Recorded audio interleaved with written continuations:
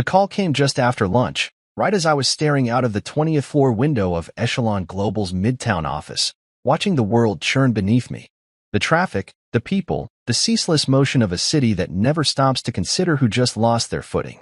I thought it might be Brielle checking in about dinner plans or maybe dropping a hint about where she wanted to go for our anniversary, some new place with sculpted plates and 12-course menus that charged extra for air.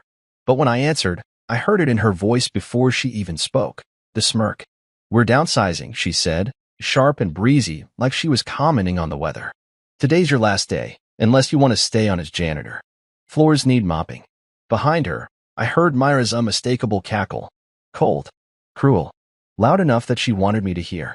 That meant it wasn't just business. It was personal. My wife's sister had hated me since the day I stopped paying for her Pilates classes and called her out for borrowing one of Brielle's business cards to expense a vacation. She was the type who smiled at funerals, mostly to check out who was grieving harder than her. I stared at the skyline, forcing my voice to stay even. "Thanks for the amazing offer." Brielle laughed like she'd won something. And maybe she thought she had. In her mind, it was probably some final blow. After all, she was the queen now. CEO of a global firm, wearing tailored power suits and clinking glasses with venture capitalists who didn't care what lives they steamrolled. She had the title, the spotlight, the nameplate on the mahogany door, and apparently enough pettiness to fire her own husband like an intern with poor hygiene. But she didn't know what I knew. She didn't know about the fallback plan I'd been nurturing like a quiet ember in the back of my mind for months. She didn't know about the private studio apartment I kept across town, the one where I did my real work, the kind of work Echelon ran on, the kind of work she paraded around as hers in board meetings. She didn't know that while she was busy stepping over people to pose for glossy magazine interviews, I was building something no publicist could spin, no press release could capture. And she sure as hell didn't know that the reason she could even hold her head high in those shareholder meetings was because of the predictive analytics engine I'd coded, refined, and perfected. An engine that was never formally transferred to Echelon in any signed document. It lived in their systems, but it had my fingerprint all over it. And now, I was the only one who could truly navigate its core without capsizing the entire ship. "I wouldn't bother coming home either," Brielle added casually. "We've changed the locks." Myra said it was time. She didn't hang up immediately. She waited. Like she wanted to hear me crack, to scream or beg or lash out with the kind of desperation that would prove her superiority. But I didn't give her that. I never had. That was part of what made her hate me toward the end. I didn't need her money, and that was an unforgivable crime in Brielle's world. So I simply said, "You've made yourself very clear," and hung up. I sat there for a moment longer, breathing through the silence that followed. The office around me was quiet. Too quiet. As if the building had been instructed to shun me in real time. The digital clock on the corner of my desk kept blinking 12:53. My hands were still on the phone. But inside, something had shifted. I stood up and looked around. The desk I'd once cherished was now just another hollow space with a surface littered with memos, deadlines, and empty coffee cups that symbolized wasted hours. A framed photo of us, Brielle and me, smiling at Lake Como 2 years ago, sat near my monitor. I picked it up, held it for half a second, and then flipped it face down. Let them think they'd humiliated me. The truth? They'd just opened the gate. I took one last glance around my office. No speeches. No long email goodbyes. I didn't need to broadcast what I already knew. The version of me they thought they were firing wasn't the man who was walking out of here. The real me had been sitting dormant, quiet in the corners, waiting. And now, he was wide awake. I slid my phone into my coat pocket, picked up my laptop, and opened one specific folder, one that only I could access with a biometric key I'd coded myself. A heartbeat sensor tied to my Apple Watch, a redundancy system that bypassed firewalls, and a self-erasing algorithm if anyone but me touched it. I smiled at the screen. It still worked. Then I deleted it. The core script. The untraceable, original kernel of the analytics system that powered every major decision Echelon made. The framework still existed on their servers, but without this piece, it would slowly become inaccurate, then unreliable, then useless. A digital time bomb. It wouldn't explode immediately. It would unravel. A 0.25% missed here, a projected growth curve that didn't match results, a partner who lost confidence after one too many wrong data points. No one would know exactly what went wrong, but I would. I closed the laptop, slid it into its sleeve, and picked up the only other thing I cared about in the room, a small, leather-bound notebook tucked inside a locked drawer. My notes, my plans, my freedom. As I walked down the hallway, no one looked at me. The receptionist averted her eyes. The HR manager I used to help prep presentations suddenly found her phone very interesting. But one person did meet my gaze. Damon, a junior analyst I'd mentored since his first internship. He stood at the corner, eyes wide, confusion and sadness written all over his face. I gave him a small nod. He nodded back. That was enough. In the elevator, I finally exhaled. I was free. And Brielle? She thought she'd played the final card. But the game had only just begun. The doors slid open with a quiet hiss, and I stepped into the marble-floored lobby of Echelon Global for what would be the last time. Not that anyone would have guessed. I wasn't dragging a box of personal effects. I wasn't red-faced or weeping into my tie. No storming. No dramatic outburst. Just a quiet walk toward the end of something I had helped build with my bare hands and better intentions. The silence in that lobby was a language of its own. Subtle, suffocating. The receptionist, Marcy, looked up from her desk. Her hand hovered mid-air over the keyboard, then quickly dropped as if she hadn't seen me, as if ignoring me might undo the moment. I didn't blame her. She was just another foot soldier trying not to step on landmines. Word must have traveled fast, eh? Brielle's empire was efficient like that. She didn't just fire people. She erased them. Clean breaks, no fingerprints. I'm sure by now, the official story was that I'd stepped down to pursue creative interests. I could practically hear her PR team polishing the statement. I took my time walking past the glass panels that lined the hallway. Through them, I saw bits and pieces of a world I once cared about. Rooms where I'd brainstormed late into the night, crunched numbers that no one else could decode, and coded entire systems that had become the lifeblood of the company. People looked up from their desks curious. I saw a few stiffen. A few ducked their heads. One or two offered tentative nods. There was no spoken farewell. But I saw something else in their eyes. Not pity, no. Something more rattling. Fear. Not fear of me. Fear of what this meant. If I could be discarded, someone who'd once shared the corner office with the Queen herself, what did that say about their own security? Their own worth? I didn't slow down. I turned right into the elevator vestibule, past the break room, where someone had left behind half a donut on a paper towel. Strange what your brain picks up when everything's ending. I pressed the button and waited, hearing the soft whirring of cables behind the walls. Then I heard footsteps behind me. Fast, then hesitant. I didn't turn around until a voice spoke. Mason. I turned. Damon. The junior analyst I'd mentored. Smart. Observant. Loyal in a way I hadn't expected anyone to be in that building anymore. His tie was slightly askew, and his brow was creased with concern. I just heard, he said. Is it true? I offered a small smile. Define true. He looked stunned for a moment. You're really leaving? I was invited to mop floors, I said dryly. But I declined the promotion. He laughed nervously, not sure if it was a joke or not. He stepped closer, voice lowered. This doesn't feel right. You are Echelon. Everyone knows that, even if they won't say it out loud. I'm not Echelon, I said quietly. Not anymore. The elevator chimed. The doors opened. I stepped inside, then turned to him as he hovered, unsure whether to follow or stay behind. I could see it in his eyes, questions he wanted to ask but didn't have the courage to voice. Not yet. If I were you, I said gently, I'd start polishing my resume. Sooner rather than later. He nodded once. It wasn't just gratitude. It was understanding. The doors closed. Down I went, each floor a small exhale, a memory passing. The late-night pizza sessions. The strategic planning meetings that turned into marital arguments behind closed doors. The celebratory drinks after quarterly wins, where Brielle toasted the team and I smiled quietly, knowing the engine behind the numbers was sitting in my hard drive. By the time the elevator reached the ground floor, I had shed every layer of pride I'd once tied to that place. My nameplate was already gone, my keycard disabled. But I didn't feel powerless. I felt lighter. Outside, the city hadn't changed. The sidewalks still pulsed with urgency. Horns blared. Tourists snapped photos near the fountains. I stood on the curb with my laptop case slung over my shoulder and my coat collar turned up against the early wind. I didn't call a car. I walked. Not aimlessly, deliberately. 8 blocks later, I reached the Echelon data center.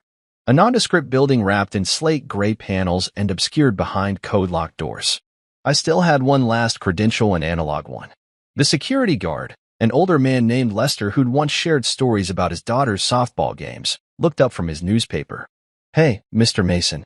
Didn't know you were stopping by today?" "Just grabbing a few old backups," I said with an easy grin. He shrugged and buzzed me through. Inside the server room, I moved quickly. No hesitation. I went straight to Terminal C, an old console only a few of us ever used. I plugged in my encrypted flash drive, bypassed the front-facing protocols, and navigated to a buried data cache. Not just files, architecture, frameworks, logs that told stories Brielle never even knew were being written. I didn't take them. I didn't need to. I simply deleted one very specific decryption script, a private key that validated thousands of real-time transactions between Echelon and its AI recommendation engine. It would take them weeks to realize what was wrong. By then, clients would start losing trust. Decision metrics would start faltering. And it would all trace back to a ghost script, one I had just erased. I removed the flash drive, wiped the terminal's cache, and left. Outside, the clouds had thickened. A light drizzle kissed the top of my head. I didn't rush. I took the subway downtown, to the studio apartment Brielle never knew existed. A 400-square-foot space tucked above a bookstore, with peeling paint and bad insulation, but privacy no one could touch. Inside, I took off my coat, dropped my bag, and opened a drawer in the corner desk. There it was, the black notebook. Not a journal, not memories, blueprints, plans, codes, names, concepts. It was the foundation of everything I never shared, never trusted anyone with, not even Brielle. Especially not her. I sat down, flipped to the last page I'd written on, and picked up the pen that had been waiting for this moment. They thought they'd humiliated me. Truth was, they'd set me free. The studio apartment was nothing special to anyone else, a narrow room tucked above a bookstore, with creaky floorboards, chipped molding, and a radiator that hissed like it was in constant protest. But to me, it was sanctuary. Freedom. The one place left that was mine and mine alone. No keycard access, no security cameras, no boardroom eyes tracking my every move. Brielle had never stepped foot here. Hell, she didn't even know it existed, which made it the most valuable real estate I had. I kicked off my shoes, tossed my coat over the sagging arm of a worn leather chair, and walked to the desk in the corner, the one that looked like it belonged in a hacker's lair more than an ex-executive's safe house. I slid open the bottom drawer, fingers brushing past a stack of prepaid SIM cards and USB drives until they landed on the black notebook. It wasn't labeled. No names. No logos. Just matte leather and thread binding worn from constant flipping. This notebook wasn't just a backup. It was the real master key. My insurance. I opened it slowly, like a ritual, and the pages bloomed with diagrams, equations, and notes scrawled in tiny, precise handwriting. Charts mapping Echelon's core algorithms. Frameworks I'd coded by hand over the last 5 years. Adjustments no one else could even begin to interpret. Every line of logic, every predictive model that powered their proprietary engine, they all started here. With me. Brielle never asked how the engine worked. Never asked about rights or authorship. Why would she? I was her husband. The man in the shadows who made the magic happen so she could take center stage. She'd been too busy dressing up our story for investors to worry about the fine print. The irony was poetic. She built a fortress on sand and never once stopped to test the ground beneath her heels. And now, I had a choice. I could destroy Echelon from the outside with a single coordinated leak. A few emails, a handful of internal documents, and a demo of how unstable their projections were without my code would be enough to trigger an internal audit and a public relations disaster. But that wasn't what I wanted. Revenge wasn't the point. Not really. I wanted to build something better. I flipped to the tab section marked Nova. That was the code name I'd given to the project, the one I'd been sketching out in the stolen hours between midnight and dawn, long before Brielle ever picked up her first investor.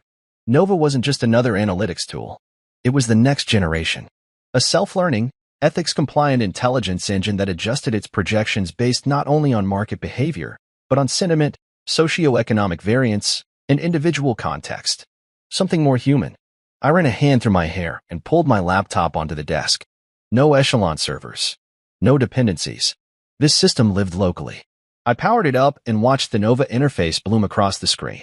Smooth, clean, elegant. The login screen pulsed gently.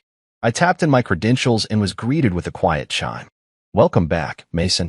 3 new messages blinked in the corner of the dashboard. I clicked through them. The first was from a hedge fund in Singapore that had heard whispers about a new black box product being quietly tested among independent VCs. The second was a meeting request from an executive at Hyperion DataWorks, a former Echelon client I suspected would be very interested in what Nova could offer. And the third was from someone unexpected. Alton Morrow, CEO of Luminar Ventures. A man who'd once called me a quiet genius during a panel discussion on the future of AI in business. He was one of the few people who saw me, not just the public version of me Brielle used like a trophy husband, but the actual thinker behind the curtain. The message was simple. Heard what happened. If you're ready to build, we should talk. Coffee? My office. No suits, no games. You pick the day. I stared at the message for a long moment, then opened a tab and looked at the calendar. This wasn't luck. It was alignment. A signal that the path I'd drawn wasn't a fantasy. It was real. Achievable. I stood and walked to the window. The city stretched before me, sprawling and indifferent, lit up like a living organism. Somewhere in that maze of steel and light, Brielle was probably sipping champagne with Myra, celebrating their little coup. Maybe she thought I was crying in a hotel lobby or begging some attorney for a bridge loan. Let her think that. I sipped cold coffee left from earlier that morning and returned to my desk. I started assembling a folder. Not just code vision. A roadmap. What Nova could do, what it would cost, who it could serve, and how it would redefine what data intelligence meant in the next 5 years. This wasn't just about proving I could survive without her. It was about proving I was always the one driving the engine. By midnight, the outline was complete. I packaged the folder into an encrypted file and set up a meeting invite for Alton Morrow Tuesday at 9:30 a.m. No suits, no games, just 2 people who understood the battlefield. I stared at the invite for a moment before hitting send. Then I leaned back, arms behind my head, letting the tension ease out of my spine. The world had shifted, but I hadn't collapsed under it. In fact, for the first time in a long time, I felt like I was standing on solid ground.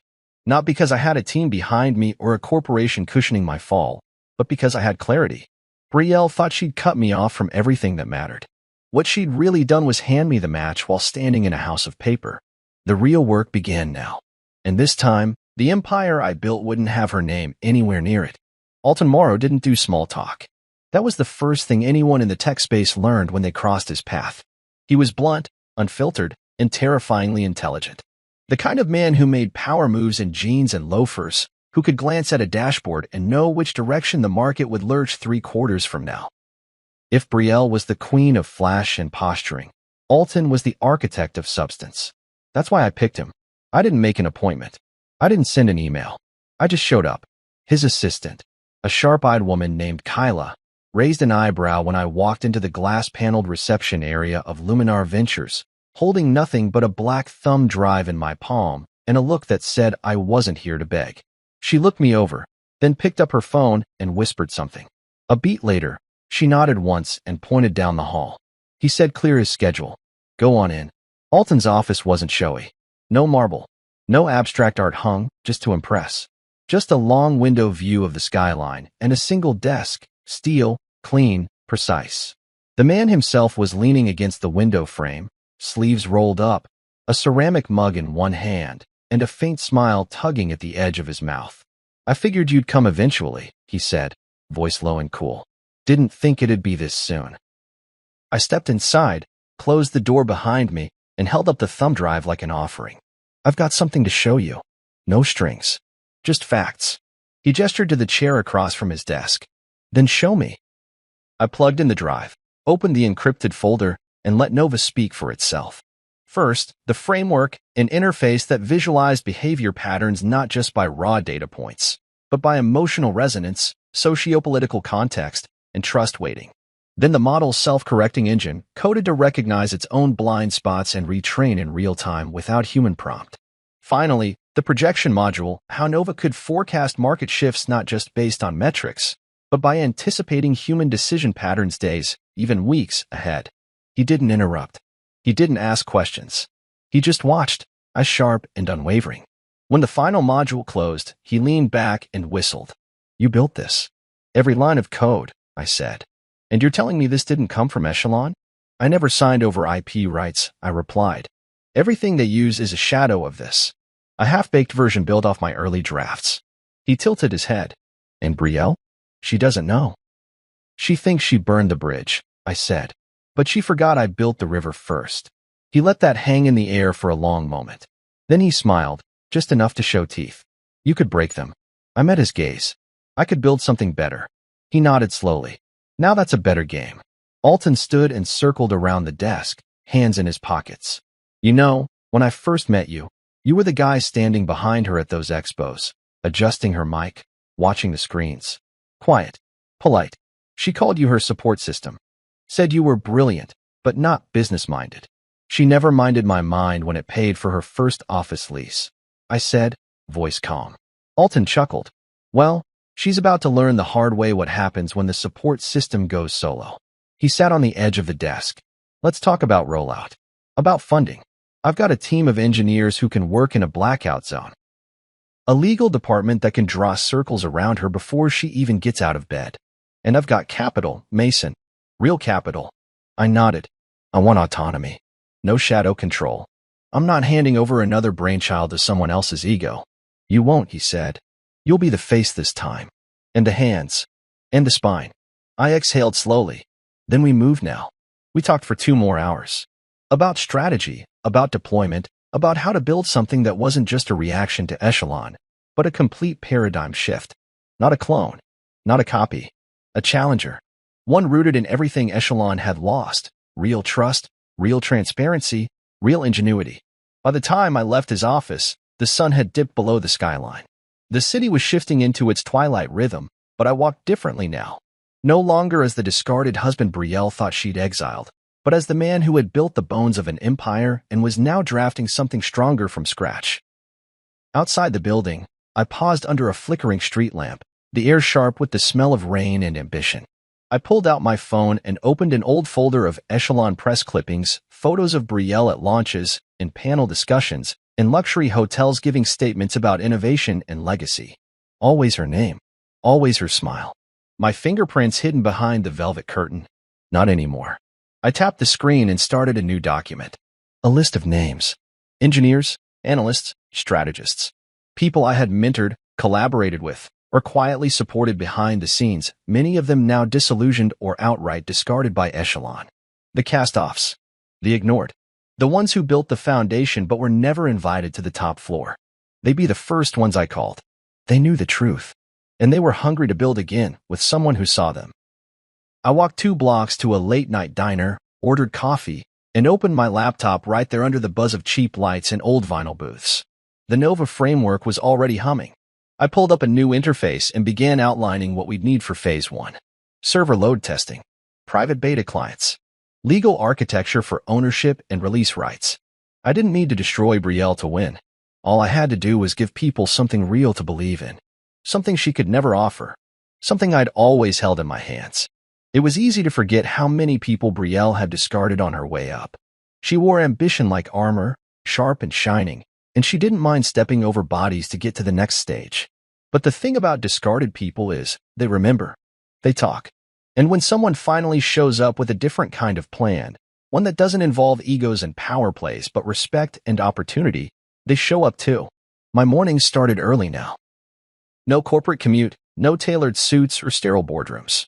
Just black coffee, a plain t-shirt, and a whiteboard already littered with diagrams and timelines before the sun fully rose. The studio apartment transformed overnight into a nerve center. Cables snaked across the floor, laptops hummed with simulations, and empty takeout boxes were stacked like trophies. It was messy. It was human. It was real. And it was working. Within days of my meeting with Alton, things began to move. Not in the flashy, PR-heavy way Echelon liked to operate, but in a way that had weight. Quiet meetings in co-working spaces. Midnight video calls with engineers in Berlin, Toronto, Sao Paulo. People I had once worked beside in the trenches, now eager to join a movement instead of a machine. They were tired of being cogs. I gave them keys. Nova was no longer just a concept. It was breathing, learning, iterating. Every day we added new layers. A modular trust algorithm. A consumer-side transparency panel that would let clients see exactly how their data was used. No more black box. No more guesswork. If Echelon was flash and illusion, Nova would be fire and glass, bright, hot, and impossible to fake. But building the engine was only one part of it. I needed people, not just programmers and coders, but storytellers, strategists, people who could see past the numbers and understand what Nova meant for the world. That's when I called Marin. She had once been Echelon's lead UX designer, until Brielle sidelined her in a reorg that replaced talent with trend chasers. Marin had an instinct for experience, a sixth sense for what users needed before they could articulate it.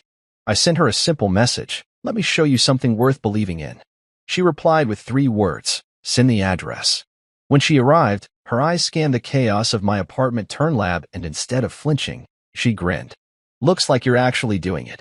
I nodded. "Want to help build something better?" Marin rolled up her sleeves and joined without a second question. One by one, they came. People Brielle had pushed aside, bought out, or overlooked. Not because they weren't talented, but because they made the mistake of not worshiping her. We called ourselves Project Lantern, because we weren't here to burn bridges or burn down old empires. We were here to illuminate the path forward. By the 3rd week, I had 15 full-time team members and 3 venture meetings scheduled. Alton stayed hands-off, just as he promised, but I felt his support in the rooms he opened and the names he whispered in the right ears. Still, it wasn't just about the launch or the product. There was a deeper satisfaction in reclaiming something that had once been mine: my voice, my identity, my damn name. I started reaching out to former Echelon clients, not to poach, but to explain. Some didn't pick up. Some listened, curious but hesitant. But a few. A few asked questions. The right ones. And I answered with clarity, without bitterness, and backed by facts.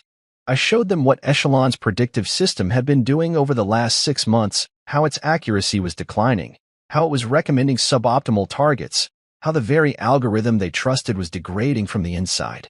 And then I showed them Nova. Not the full system, just enough to make their eyes widen. A prototype demo, real-time sentiment mapping, ethical guardrails that could be audited. One exec, a woman named Cassie from a major retail platform, leaned forward after a 30-minute Zoom and said, "Mason, this is going to change everything. When can I get on the beta list?" I didn't need 1,000,000 customers. I needed 10 who believed in what we were doing. But even as we built upward, I couldn't ignore the past. Not because I was stuck in it, but because it still had my fingerprints all over it. So I made an appointment with a law firm Alton's people recommended. I walked in with my notebook, my laptop, and my thumb drive. I left with something much more valuable: a fully registered patent, my name, my code, timestamped, ironclad. I didn't rush to use it. I didn't run to the press. That was Brielle's style. I tucked it away, quiet, ready, because I knew the time was coming.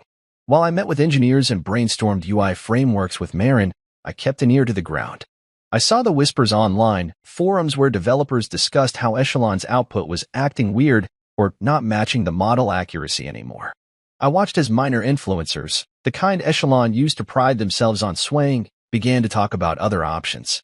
New players, open systems, better data ethics. Brielle was still doing interviews, still hosting her champagne mixers, still laughing on stages in her silk dresses and buzzwords. But underneath it all, I could see the cracks forming. That's what happens when you build a throne on people's backs and forget that one day, they might all stand up. One night, around 2 a.m., I was sitting on my windowsill, nursing the last of my coffee, when Meyer's name popped up in a news alert. Echelon expands into wearable data tracking. Privacy concerns raised by tech watchdogs. I laughed out loud. Because of course they were doubling down on invasion disguised as innovation. But it was coming. Soon, she'd be sitting at a table she didn't even realize I'd set. Soon, she'd see that the man she thought she erased had never stopped writing. He just picked a better pen. And it would be my signature, mine, that marked the beginning of her end. The conference room was all sharp lines and silence.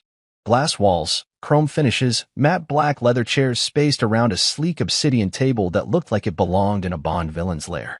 It didn't smell like money, it reeked of it. Fresh cut wood. Espresso. Some subtle cologne engineered to convey dominance. I'd been in rooms like this before, but always beside Brielle. Never across from her. Never opposite. Today was different. 12 people sat at that table, men and women who could write 8-figure checks without blinking. They didn't come for pleasantries. They came for vision. for opportunity, for power. And I had all three. At the head of the table, I stood beside Alton Morrow, who introduced me not as former echelon executive or tech architect, but simply the man building the future. He knew what he was doing. Words matter in rooms like these. He didn't want them seeing me as Brielle's shadow. He wanted them to see me as the light. A presentation played behind us. Marin's design, simple, bold, elegant. Nova's interface moved like liquid glass across the screen, cycling through demo slides, real-time trust metrics, adaptive behavior models, full transparency audits. I didn't pitch like Brielle used to. No buzzwords, no ego, no pretense. I told the truth. We're not selling you a product, I said. We're offering you a foundation. The systems most of you currently use are aging beneath the surface. They're brittle. They're optimized for performance metrics that are outdated before the quarter ends. Nova isn't just predictive, it's perceptive. It's built to understand behavior as it happens, not after the fact. They leaned in. Some nodded. One jotted something in a leather notebook. Then the doors opened, and the air shifted. The click of heels. Confident. Sharp. Measured. Brielle. Draped in navy blue silk, jaw locked tight, lips pressed into a blade of a smile. Her assistant, some blonde kid who looked like he was barely out of business school, followed 2 steps behind, whispering urgently. She ignored him. When she saw me at the front of the room, her stride faltered for half a beat. Just half. But I caught it. Everyone did. She hadn't known I'd be here. Her eyes swept the table, landing on Alton, then flicking to the screen where Nova's logo rotated like a quiet warning. Mason, she said. I turned slowly, keeping my posture relaxed, my voice calm. Brielle. Didn't expect to see you here. It wasn't mockery. It was precision. I met her with the same cool detachment she'd once used to fire me over the phone. The room waited. Every breath held like glass about to crack. She started, but Alton cut in smoothly. Perfect timing, Brielle. We were just walking through the core differentiators between legacy analytics platforms and Mason's Nova system. Fascinating stuff. She blinked. Once. Twice. Then recovered. She smiled that press-friendly smile and stepped forward, voice lacquered in charm. Well, I'm sure it is, she said. But some of us still believe in the systems we already trust. Stability matters. Until it doesn't, I said. Especially when the underlying IP is compromised. Her eyes flared, barely perceptible, but enough. The others glanced between us like spectators at a high-stakes chess match. They didn't know the history, but they could feel it. Something electric. I walked slowly around the table, fingers grazing the back of a chair. I used to sit beside Brielle, I said. Built the system she rides on today. But what most of you don't know is, I never signed over the original architecture. The engine that powered Echelon's rise? The one still running their models? It was mine. Always was. A pause. The kind that chokes a room in tension. Alton leaned forward and slid a folder onto the table. Thick. Sealed.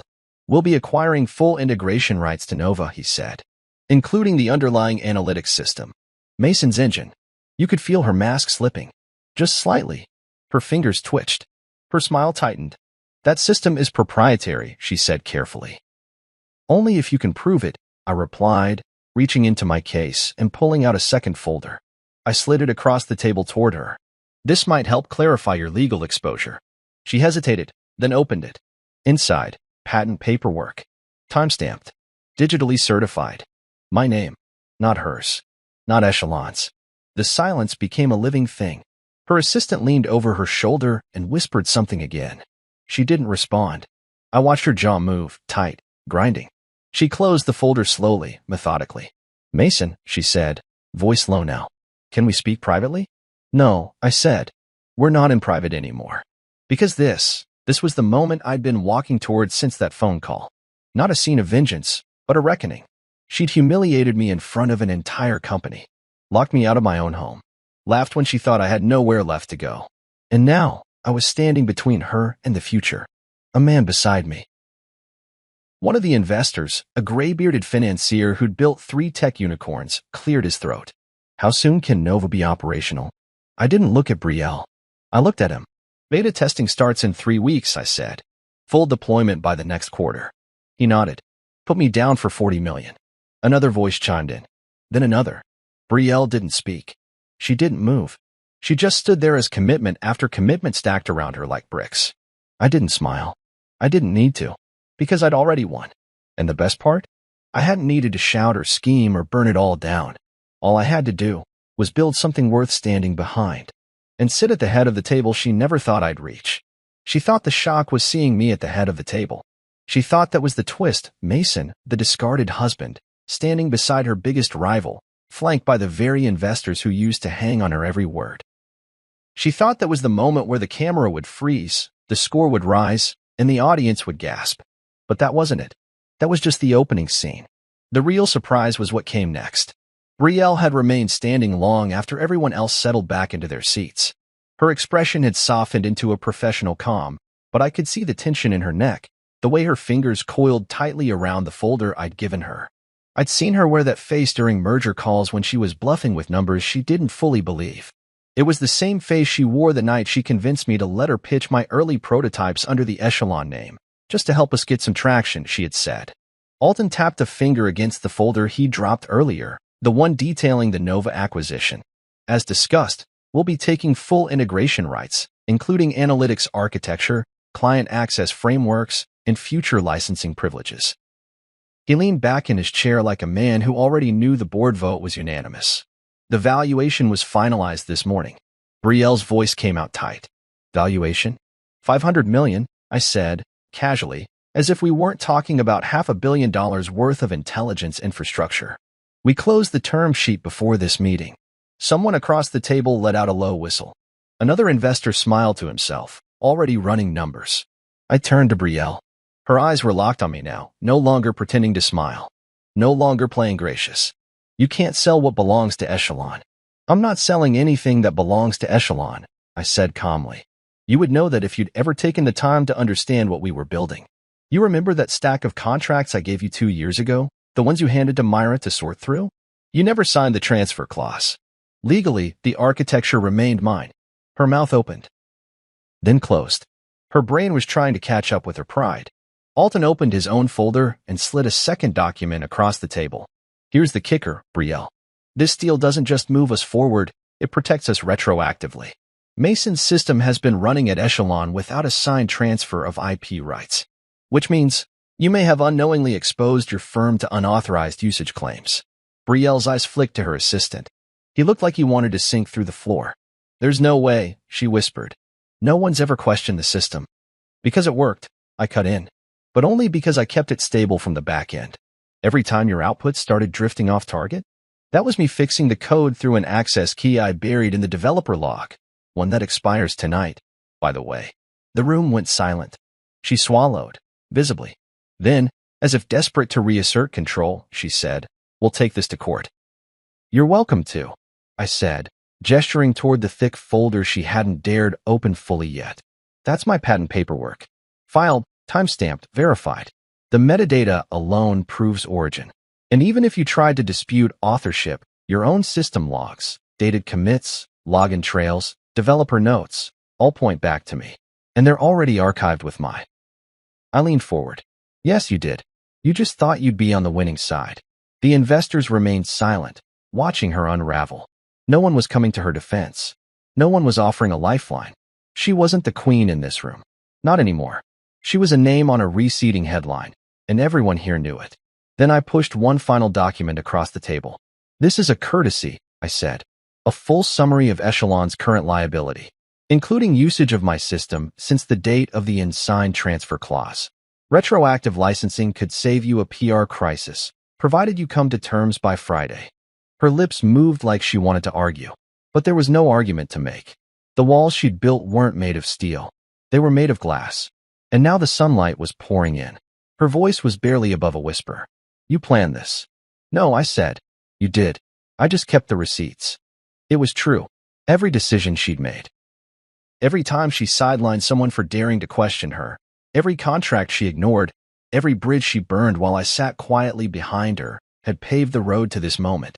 She was so sure she didn't need anyone else. So sure she could twist the truth into any shape she wanted. But code doesn't lie. Ownership doesn't forget. And signatures? Well, the ones that aren't signed have consequences too. Alton rose from his chair. "This meeting's adjourned. We've got contracts to finalize." The investors stood slowly, murmuring among themselves. Some glanced at Brielle with a mix of curiosity and detachment, like watching a magician caught using cheap tricks. She didn't move. Neither did I. Once the room cleared, it was just the two of us. I stood and looked down at her. You used to say I didn't understand power, I said. But I do now. Power isn't control. It's trust. It's knowing your value, even when someone else tries to erase it. She blinked quickly. The first crack of real emotion passed through her face. Why didn't you ever fight me before? She asked. Because I believed in us, I said. Even when you didn't. I walked out without looking back. The hallway felt longer than usual, but lighter too. Outside, the sun cut through the skyline like a clean blade, and for the first time in years, I didn't feel like a ghost in someone else's story. This was my story now, and I had just turned the page. The call came just after midnight. I had just shut my laptop, the glow of Nova's latest interface still lingering behind my eyes, and was about to pour myself a quiet drink when the screen of my phone lit up across the table. Unknown number. But I knew. Instinctively. Some part of me recognized the weight behind the silence, the tremble in the digital air even before I answered. Hello, I said. There was a pause. Then her voice. Mason. Brielle didn't sound like herself. Gone was the confident, calculated woman who could sell sand to the desert. Her voice cracked slightly on the syllables, and for a second, I thought maybe it was an imposter. But no, there it was. That falter beneath the breath, the one I'd heard only twice before, the night her father died, and the night her IPO almost collapsed before we patched the numbers behind the scenes. You can't do this, she said quietly. You can't. Mason, we built that system together. I sat back in the armchair by the window, the city glittering faintly beyond the glass like it had no idea a war was ending inside a single conversation. We didn't build it together, I said. I built it. You branded it. You're rewriting history, she snapped, her voice sharpening. You used my connections, my platform, my capital, and I used my brain, I said flatly. We both brought something to the table, Brielle, but only one of us tried to flip the table over. She was quiet again, but I could hear her breathing. Fast, unsteady. That was rare for her. She'd made a career out of pretending nothing ever rattled her. I didn't think it would go this far, she said finally. No, I agreed. You thought I'd break. Crawl back. Settle for mopping floors while you toss champagne on the balcony. That wasn't me, she said, like it mattered. Your voice was on the call, I said. Myra laughed in the background. And you didn't stop her. I was angry. No, I cut in. You were arrogant. There's a difference. Her silence then was telling. Waited. She knew it too. I lost sight of things, she said softer now. I kept climbing, and somewhere along the way I forgot how we started. I forgot what you gave up. That almost made me laugh. Not because it was funny, but because of how long it had taken her to admit something that had been choking me for years. You didn't forget, I said. You ignored it. There's a difference there, too. Mason, listen. No, I said again, firm now. You don't get to frame this like a misunderstanding. You fired me over the phone. You locked me out of the house I paid for. You paraded me as the tech mind behind Echelon until it stopped serving your narrative. You used my work, my trust, and my silence. She was breathing harder now. So what do you want? Is this about revenge? You've made your point. You've humiliated me, Mason. You've won. I didn't want to humiliate you, I said. If I did, I would have gone to the press with everything. I would have leaked internal documents, old emails, broken the story wide open, and made you the villain in every headline. I didn't do that. Then what do you want? She whispered. I looked out the window for a long moment. I want you to learn the difference between being powerful and being respected. She didn't respond right away. When she finally did, her voice was hoarse. Please, Mason, just tell me what it would take to make this go away. And there it was. The thing I never thought I'd hear from Brielle, desperation. Not the kind that clawed and fought. The kind that wilted. The kind that came after the free fall, when you realized your parachute was stitched together by ego and guesswork. It's already done, I said. Nova's secured. The contracts are signed. Your access is gone. The system you're still using will degrade until it's unusable. I've given you the courtesy of a retroactive license to avoid litigation. You can take that. Or not. She sounded smaller when she asked, and after that? After that, you figure out who you are without pretending to be the smartest person in the room. Another pause. Then, finally, you really hate me now, don't you? I closed my eyes. Not from exhaustion, but clarity. No, I said. I don't hate you. I pity you. She gasped a little at that. Maybe she'd been bracing for venom. But this cut differently. Because it was clean. Honest. I loved you, I said, the words surprisingly steady. Not the brand. Not the business partner. You. I wanted to build a life. A legacy. But you wanted something shinier. Something that needed me quiet and convenient. I let that sit. Mason. I didn't respond. I'm sorry, she whispered, and for the first time, I believed she meant it. But I didn't say anything back. Some silences are necessary. Some silences are healing. I hope you find what you're looking for, she said finally. I already did, I replied. It was never about beating you, Brielle. It was about becoming myself again. Then I ended the call. No flourish. No final blow. Just silence. I set the phone down and leaned back in the chair, staring at the skyline. For the first time in 2 years, I felt the quiet settle in my chest, not like a weight, but like a breath finally let out. I didn't check my inbox. I didn't revisit old files. I didn't reach for a drink to chase down the echoes. I just sat there, and I slept deep, uninterrupted, and dreamless for the first time in years. Because some battles aren't won with swords. Some are won the moment you realize you don't need to fight anymore. It didn't take long for the headlines to come. 3 days after our last conversation, the digital world cracked open. It began with a whisper. A niche tech blog published a piece titled, "Echelon's engine may not be its own." It was the kind of headline most readers would scroll past. But the people who mattered? They didn't scroll. They clicked. They read. They dug deeper. By the end of the week, it wasn't just blogs. It was Techline, Business Current, The Wall Street Sentinel. Whistleblower reveals IP theft inside Echelon Global. Former CTO alleges unauthorized use of proprietary code. Predictive giant facing lawsuit over system rights. I hadn't filed a lawsuit. Not yet. But word spreads fast when the foundation is cracking. The rumor alone was enough to trigger panic. By Friday, the board called an emergency session. I didn't attend. I didn't have to. I got the play-by-play through back channels, texts from former colleagues, industry insiders, even 2 of the investors who had backed Brielle during her ascension. The vote wasn't unanimous, but it was decisive. Brielle was asked to step down. Effective immediately. Myra went with her. Apparently, she tried to defend Brielle during the meeting, tried to redirect the conversation toward market confidence and forward vision. But it backfired. One of the board members reportedly asked, "If you're so confident, why was your sister using a system she didn't own?" Myra stammered. And just like that, the show was over. There were no cameras. No dramatic walkouts. Just 2 women who had spent years building an empire of image, escorted quietly out of the building by security. I didn't cheer. I didn't celebrate. Because it wasn't a victory. Not really.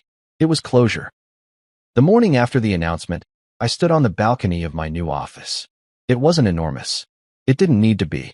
It had tall windows, natural light, and the kind of quiet you earn, not purchase. My team was already buzzing downstairs. Marin was holding a design review. 2 engineers were running diagnostics, and Damon, who I'd finally invited to join Nova full-time, was fine-tuning our data hygiene protocol with a level of focus that made me proud. They were building something honest, and they trusted me to lead it. That was the real win. I sipped my coffee and watched the city hum to life. Billboards flashed. Buses roared down avenues. Somewhere, someone else was getting blindsided by betrayal, by ego, by the kind of miscalculation that costs more than money. But not me. Not anymore. At noon, an email landed in my inbox. Subject: Lock access termination confirmation. It was from a security firm I'd hired weeks ago, the day after Brielle changed the locks on what had been our home. The email was brief. Per your request, all biometric and keycard access to the former residence has been disabled. Systems have been rekeyed to your private signature. You are now the sole property owner on record. I read it twice. Not because I was surprised, but because I wanted to feel what that truly meant. The locks they changed to keep me out? They were guarding nothing worth keeping. The house was a shell now. She had left it behind when the board ousted her. My attorney handled the paperwork quietly, transferring the deed after an unpaid tax violation surfaced. Echelon had covered a lot of Brielle's personal costs. Once that dam broke, the unraveling was swift. I could have sold the house. I still might. But for now, it stood as a quiet monument. Not to what we lost, but to what I survived. Later that afternoon, I walked into the old Echelon headquarters. Not as an employee, not as a visitor, just as a man returning to a place that no longer held power over him. Someone else's name was on the door now. A new interim CEO brought in to stabilize the company and mitigate the damage. A damage control expert. He didn't know me. Didn't need to. I didn't stop. I didn't knock on old doors or peer through glass walls. I just walked the perimeter once, breathing in the sterile, lemon-scented air of a company trying desperately to pretend it wasn't bleeding. There were whispers in the halls. Familiar faces glanced at me, then looked away. Not in shame, just recognition. Like they knew I had seen the inside of the storm and walked out unburned. Outside, I stood on the same sidewalk where I had once carried my laptop in silence, fired by the woman I built a future with. Back then, I felt erased. Now, I felt whole. I took the long way home, not because I had anything to prove, but because the air was crisp and I had time. Time to reflect. Time to breathe. Time to finally believe that I was free. And the funny thing? I wasn't angry anymore. Not at Brielle. Not at Myra. Not even at myself. Because for all the destruction they tried to bring into my life, they also gave me something I couldn't have discovered otherwise. A reminder that power taken by force can always be taken back. But power earned through integrity, resilience, and relentless truth? That's unshakable. Let the headlines keep circling. Let the analysts debate the fall. Let the investors reassign their loyalties. As for me, I wasn't watching anymore. I was building. And every brick, every line of code, every honest conversation with my team was a new beginning. A beginning no one could take from me. Not again. The wind was gentler than usual that morning, cool, dry, tugging at my coat as I stood across the street from Echelon's old headquarters. The sun had just climbed over the skyline, throwing soft gold light across the upper windows. There was a new logo above the entryway now, sleek, minimalist, expensive. A name I didn't recognize, some acquired brand with no soul behind it, just a placeholder until the building reinvented itself again. I didn't cross the street. Didn't get any closer than the sidewalk. I didn't need to. This was no longer my war zone. No longer the place where I'd ground my fingers against a keyboard at 2 in the morning to salvage another earnings report. No longer the stage for whispered betrayals, for watching the woman I loved slowly twist into someone I didn't recognize. No longer the pedestal I once stood on, only to find the foundation had been rotting beneath me. I took one last look at the building, then turned away. Closure didn't need fireworks. My new office was 5 blocks east, modest, intentionally underdesigned, tucked inside a repurposed industrial building with exposed brick and coffee-stained floors. You had to buzz twice at the entrance and walk past a bookstore to find it. That was how I wanted it. No marble. No nonsense. Inside, my team was already working. Damon was on a call in the open meeting space, a notebook full of scribbles in his lap. Marin was half sitting on a desk, chewing a pin cap while reviewing wireframes with one of the developers.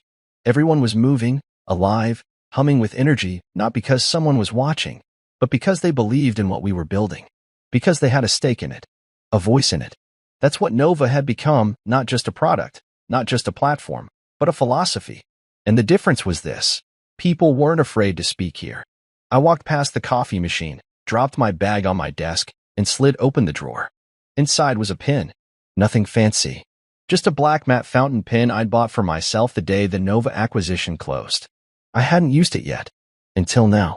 I pulled out the folder on my desk, something I'd been working on for weeks in the background. The roadmap for Nova 2.0. It wasn't about expanding the client base or maximizing margins. It was about evolution, about widening the scope of what behavioral analytics could do, using it not just to understand consumer patterns, but to help people make decisions that align with their values, their mental health, their long-term goals. A partnership between AI and agency, not manipulation, collaboration. I clicked the pen open and signed the top page with a quiet stroke of ink. My name, my vision, not hers.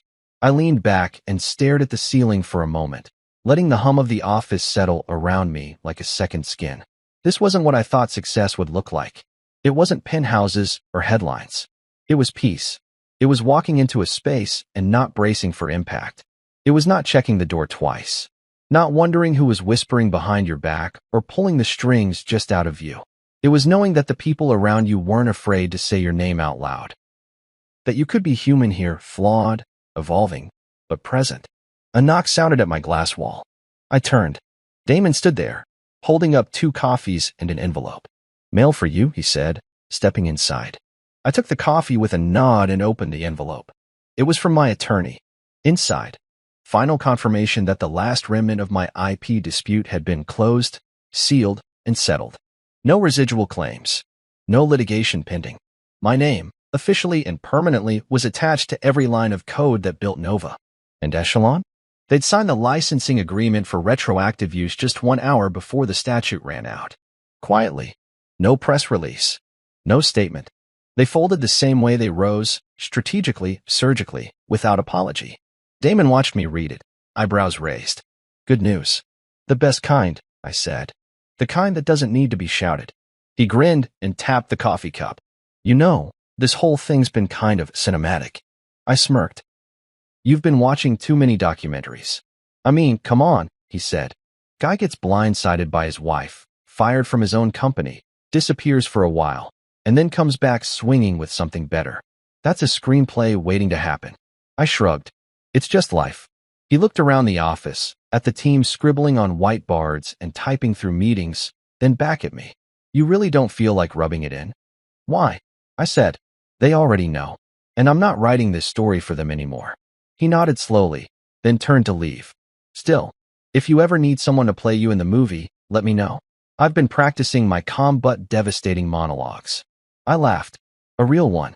When he left, I turned back to the window, my fingers running along the edge of the signed page. I thought back to the man I was that day Brielle called.